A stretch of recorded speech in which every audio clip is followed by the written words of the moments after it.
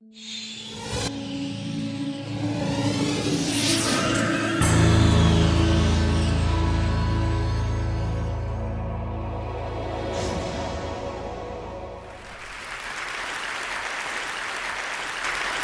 I'm going to talk about work, specifically why people can't seem to get work done at work, which is a problem we all kind of have. But let's sort of start at the beginning. So we have companies and nonprofits and charities and all these groups that have employees or volunteers of some sort.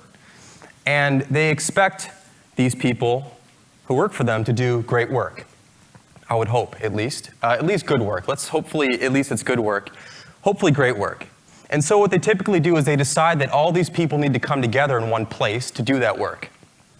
So a company or a charity or an organization of any kind, they typically, unless you're working in Africa, if you're really lucky to do that, but most people have to go to an office every day. And so these companies, they build offices. They go out and they buy a building, or they rent a building, or they lease some space, and they fill this space with stuff. They fill it with tables or desks, chairs, computer equipment, software, internet access, maybe a fridge, maybe a few other things. And they expect their employees or their volunteers to come to that location every day to do great work. It seems like it's perfectly reasonable to ask that. However, if you actually talk to people and even question yourself, and you ask yourself, where do you really want to go when you really need to get something done? You'll find out that people don't say what businesses think they would say. If you ask people the question, where do you really need to go when you need to get something done, you typically get three different kinds of answers. One is kind of a place or a location or a room. Another one is a moving object. And a third is a time. So here's some examples.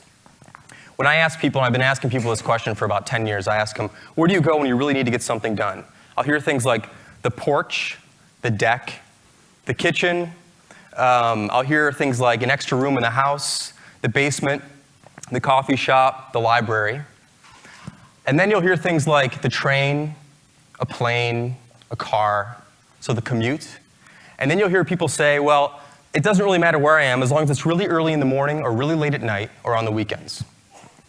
You almost never hear someone say the office.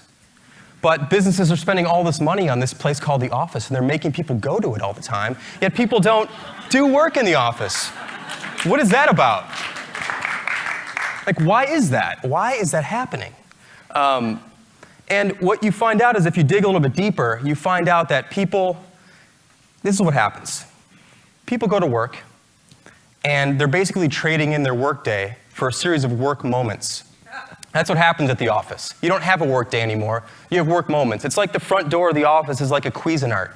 And you walk in and your day is shredded to bits because you have 15 minutes here and 30 minutes there, and then something else happens and you're pulled off your work and you got to do something else, and you have 20 minutes, then it's lunch, then you have something else to do, and then you got 15 minutes and someone pulls you aside and asks you this question, and before you know it, it's 5 p.m., right? And you look back on your day and you realize that you didn't get anything done. Right? I mean, we've all been through this. We've probably been through it. We probably went through it yesterday or the day before or the day before that. You look back on your day and you're like, I got nothing done today. I was at work. I sat at my desk. I used my expensive computer.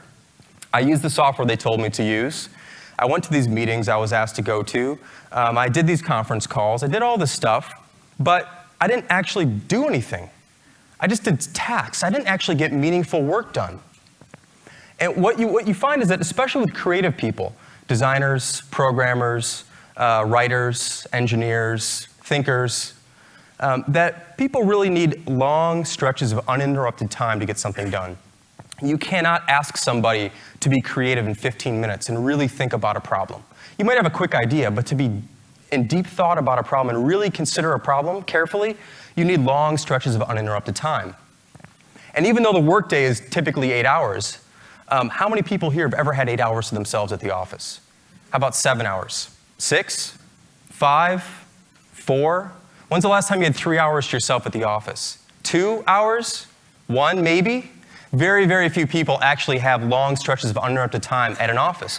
And this is why people choose to do work at home, or they might go to the office, but they might go to the office really early in the day.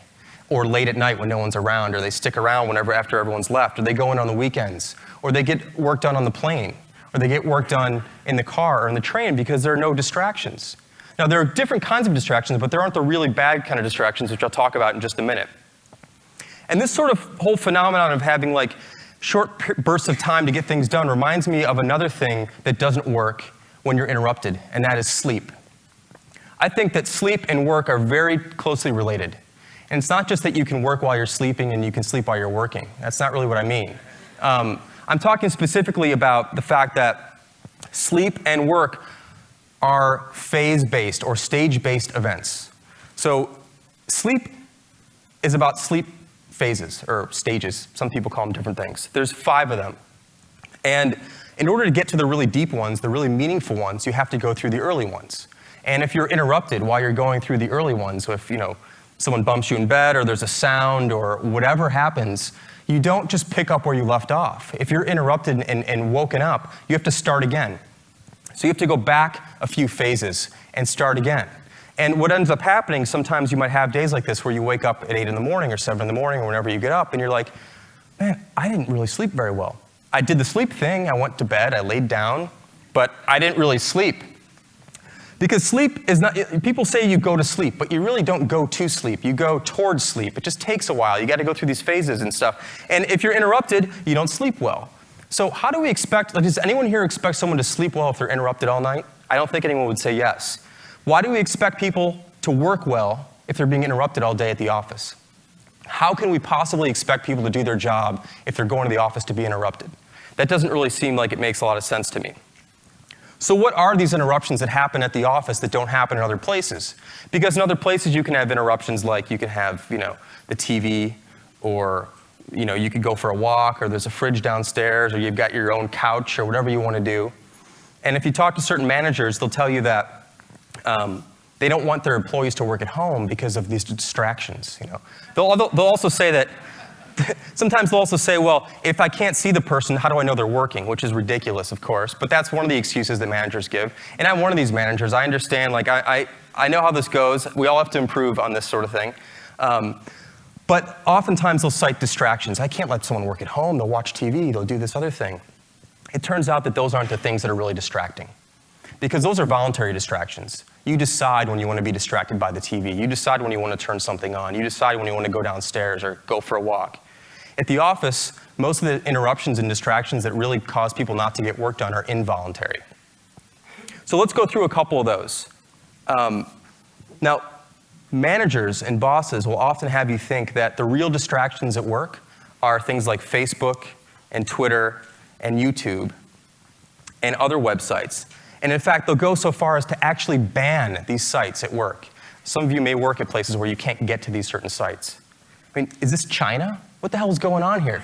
You can't go to a website at work and that's the problem? That's why people aren't getting work done, because they're going to Facebook and they're going to Twitter? That's kind of ridiculous. It's a total decoy. And today's Facebook and Twitter and YouTube, these things are just modern day smoke breaks. No one cared about letting people take a smoke break for 15 minutes 10 years ago. So why does everyone care about someone going to Facebook here and there, or Twitter here and there, or YouTube here and there? Those aren't the real problems in the office. The real problems are what I like to call the M&Ms, the managers and the meetings. Those are the real problems in the modern office today. And this is why things don't get done at work. It's because of the M&Ms. Now, what's interesting is if you listen to all the places that people talk about doing work, like at home or in the car or on a plane or late at night or early in the morning, you don't find managers in meetings. You find a lot of other distractions, but you don't find managers in meetings. So these are the things that you don't find elsewhere, but you do find at the office. And managers are basically people whose job it is to interrupt people. That's pretty much what managers are for. They're for interrupting people. They don't really do the work, so they have to make sure everyone else is doing the work, which is an interruption. And we have a lot of managers in the world now, and there's a lot of people in the world now, and there's a lot of interruptions in the world now because of these managers. They have to check in, hey, how's it going? Show me what's up, this sort of thing. And they keep interrupting you at the wrong time. While you're trying to actually do something that they're paying you to do, they tend to interrupt you. That's kind of bad.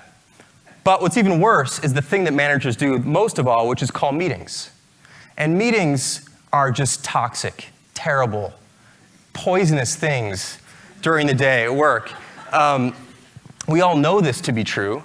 And you would never see a spontaneous meeting called by employees. It doesn't work that way. It's like the manager calls the meeting, so the employees can all come together. And it's an incredibly disruptive thing to do to people, is to say, hey, look, we're going to bring 10 people together right now and have a meeting. I don't care what you're doing. Just you got to stop doing what you're doing so you can have this meeting. I mean, what are the chances that all 10 people are ready to stop? What if they're thinking about something important? What if they're doing important work? All of a sudden, you're telling them they have to stop doing that to do something else. So they go into a meeting room, they get together, and they talk about stuff that doesn't really matter, usually, because meetings aren't work. Meetings are places to go talk about things you're supposed to be doing later. But meetings also procreate. So one meeting tends to lead to another meeting and tends to lead to another meeting. There's often too many people in the meetings, and they're very, very expensive to the organization. Companies often think of a 1-hour meeting as a 1-hour meeting, but that's not true unless there's only one person in that meeting. If there are 10 people in the meeting, it's a 10-hour meeting. It's not a 1-hour meeting. It's 10 hours of productivity taken from the rest of the organization to have this one 1-hour meeting, which probably should have been handled by 2 or 3 people talking for a few minutes. But instead, there's a long scheduled meeting because meetings are scheduled the way software works, which is in like increments of 15 minutes or 30 minutes or an hour. You don't schedule an 8-hour meeting with Outlook. You can't. I don't even know if you can. You go 15 minutes or 30 minutes or 45 minutes or an hour. And so we tend to fill these times up when things should really go really quickly. So meetings and managers are 2 major problems in businesses today, especially at offices. These things don't exist outside of the office. So I have some suggestions to kind of remedy the situation. What can managers do, enlightened managers, hopefully, what can they do to make the office a better place for people to work? So it's not the last resort, but it's the first resort. It's that people start to say, when I really want to get stuff done, I go to the office. Because the offices are well equipped. Everything should be there for them to do their work, but they don't want to go there right now. So how do we change that? I have 3 suggestions I'll share with you guys. I have about 3 minutes, so that'll fit perfectly. We've all heard of the casual Friday thing. I don't know if people still do that, but how about no talk Thursdays? How about pick just one Thursday once a month and cut that day in half and just say the afternoon. I'll make it really easy for you. So just the afternoon, one Thursday, the first Thursday of the month, just the afternoon, nobody in the office can talk to each other. Just silence. That's it. And what you'll find is that a tremendous amount of work actually gets done when no one talks to each other. This is when people actually get stuff done, is when no one's bothering them and no one's interrupting them. And you can give someone, giving someone 4 hours of uninterrupted time is the best gift you can give anybody at work. It's better than a computer, it's better than a new monitor, it's better than new software, whatever people typically use. Giving them 4 hours of quiet time at the office is going to be incredibly valuable. And if you try that, I think you'll find that you agree. And maybe, hopefully, you can do it more often. So maybe it's every other week, or every week, once a week. Afternoons, no one can talk to each other. That's something that you'll find will really, really work.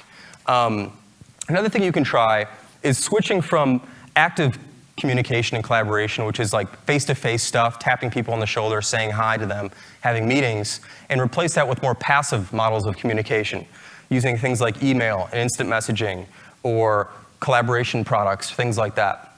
Now, some people might say email is really distracting, and IM is really distracting, and these other things are really distracting, but they're distracting at a time of your own choice and your own choosing. You can quit the email app. You can't quit your boss. You can quit IM. You can't hide your manager, right? You can put these things away, and then you can be interrupted on your own schedule, at your own time, when you're available, when you're ready to go again, because work, like sleep, happens in phases.